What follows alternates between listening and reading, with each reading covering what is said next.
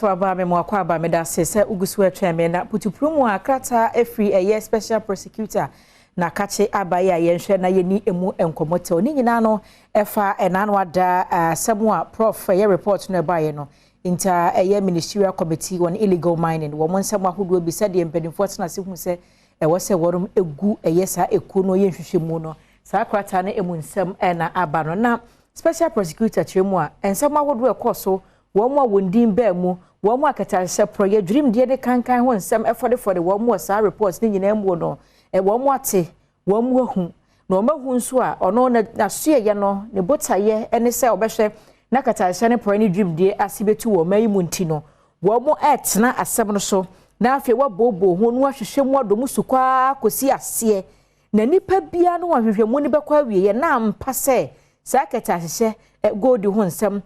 fuba gudie tu na mra kwa so ho nsem ene sa ne mani nyina ho ntansa ba yiri ni komo no embra no ene no ebedi pepepe na Kasee ajaben godo yes special prosecutor ona ne sa hye sa akrata yi ase ene da ya ene se May 2nd ene